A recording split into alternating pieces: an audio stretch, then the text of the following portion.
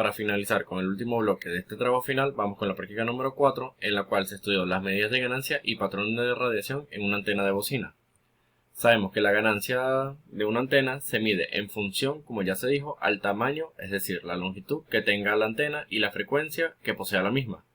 Entonces se entiende que cuanto mayor sea la ganancia, el sistema de la antena opera con mucha más efectividad en su funcionamiento. Su medida de valor es medida en la unidad de decibelios, y también se dice que el patrón de radiación de una antena de bocina se describe como la energía que es radiada por la antena y es formada a través de ondas que se suman para luego cancelarse entre ellas mismas. Y aquí lo podemos observar cómo funciona el patrón de radiación en una antena de bocina. Hablando un poco sobre los fundamentos teóricos relativos de las antenas, se dice que los lóbulos principales y secundarios, se le dice lóbulo principal a todas aquellas magnitudes de la onda donde el patrón de radiación tiene un alcance muchísimo mayor, y se dice que pueden existir distintos lóbulos principales siempre y cuando tengan el mismo valor de la magnitud de la radiación. Luego, los valores que sean un poco menor, es decir, que la magnitud sea menor, se les llaman lóbulos secundarios, como lo podemos apreciar aquí. Este vendría siendo nuestro lóbulo principal, ya que el patrón de radiación es mucho más largo,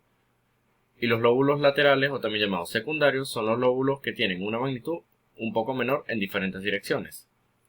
Hablando también sobre el ancho de haz, se dice que se puede escribir como la distancia angular que existe entre los puntos de la mitad de potencia y se expresa también, como ya se dijo, en la magnitud de decibelios,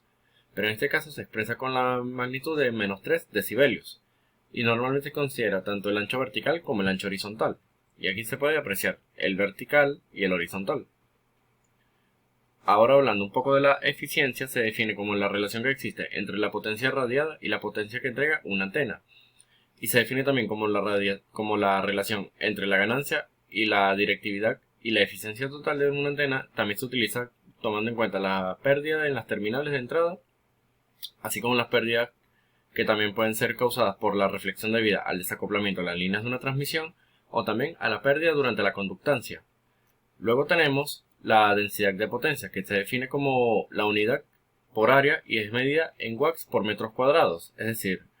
W entre metros cuadrados, y se calcula la densidad de potencia suponiendo que no exista un obstáculo en el medio de propagación por el cual se está enviando nuestra onda, es decir, siempre y cuando que no exista una perturbación que afecte nuestra onda que se desea enviar a través del medio. Luego tenemos el área eficaz, que se describe como una relación entre la potencia recibida y la densidad de la potencia incidente en una antena, y esto se debe adaptar a la carga de forma que la potencia desea transferir en su máxima expresión, y la onda recibida de esta adaptación en polarización de la antena. Y por último, casi tenemos que la potencia de la radiación recibida es la potencia que es radiada por una antena, mientras que en la definición de la ganancia dice que se habla de potencia entregada de la antena. La diferencia entre estas dos dice que la potencia disipada por la antena que se debe a las pérdidas ómnicas. Y por último tenemos el método de medición de la ganancia de las antenas. Todos los métodos de medición que se emplean en las antenas, ya sean 2 o más, y el propuesto que se utiliza con 4 antenas, permite determinar la ganancia en cada antena. Para esta manera mejorar su exactitud mediante la ganancia y la onda que están emitiendo.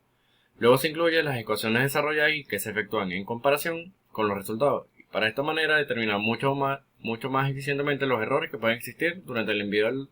de señal de una antena.